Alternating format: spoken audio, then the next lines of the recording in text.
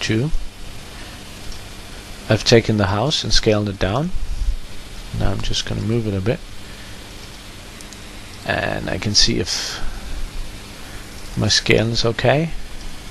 See, I need to scale it up a bit. Take him and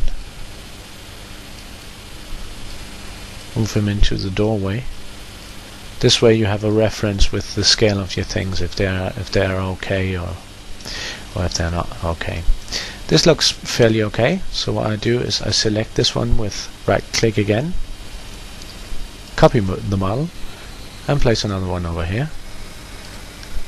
And this one, whoops, wrong button, Thomas. This one I just rotate again, this way. Let me just rotate it so it stands okay. This looks okay.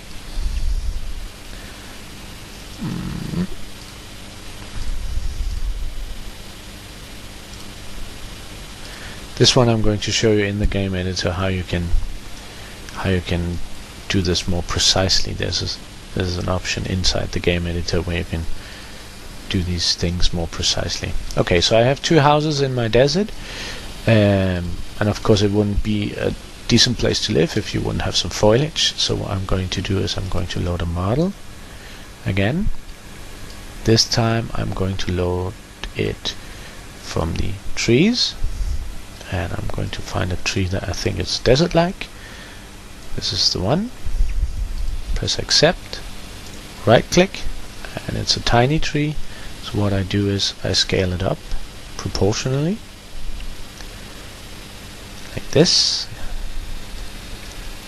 Now trees can sway, and trees can be evergreen, or they can change their appearance during the seasons. So, but all these things need to be configured. So what I do is I go into the tree options, and I set the options in here. I'm going to set it to sway top, and I'm going to set it to seasonal. I'm going to choose these settings, and now this tree is configured. Of course, what I do is then copy the model and place it again, and I can copy the model and place it again. But this can also be quite tedious. So I'm going to show you a different thing to do. I'm going to show you how to use a brush. For this, I'm first gonna select the tree, take the model brush and add it to it. I'm going to add 3 trees to it. And now I'm going to load a different model. I'm going to load some rocks. Let me see, we have a rock group there, we have a rock there. I think we're going to take these sets of rocks, put that in there also, like this. And with this one selected, with the model selected, I'm going to take the model brush again, press add, and add. Now what I have is I have 2 rocks and 3 trees. Now every time I use the model brush, it's going to put 2 rocks and 3 trees in there in a random order. And this is actually quite clever, because what you do is you take the edit and you use the model brush options, and I'm just going to increase my brush size, and with this I can start painting exactly like with textures. It makes things so much easier that you don't have to place every tree or every set of rock individually. When you use this model brush, it's much easier to work with. So now it starts looking a bit like a desert village.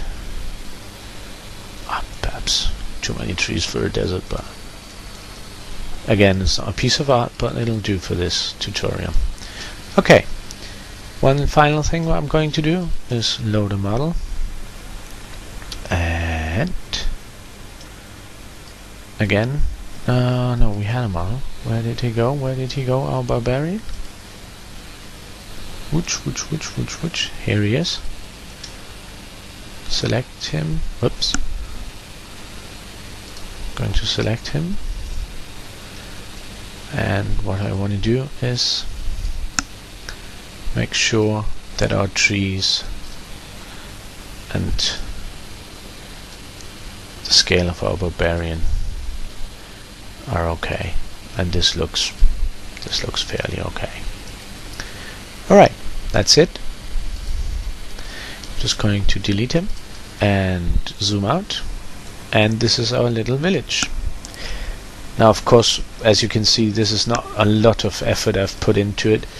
You can do a lot more with this if you start painting things a bit more detailed, put in a bit of grass here and there and make things look prettier. And it's really a process that you can work on for a long time and make sure that things look good. So okay, I'm going to stop this now. I'm going to save it. I saved my zone, and what I'm going to save is as Sandland. Okay, and we're going to keep the native terrain. Okay, fine. Now with this Sandland, this looks like rubbish. I'm just going to delete it again. Sorry about that. Save it again. And Sandland. Now, what we want to do now is we want to get this into the game engine, and in order to do that we press File and we export it. So we press Export, and then we set the zone name that we want our zone to be called, and we call it Sandland, and we keep the native terrain. And now we've finished doing our zone.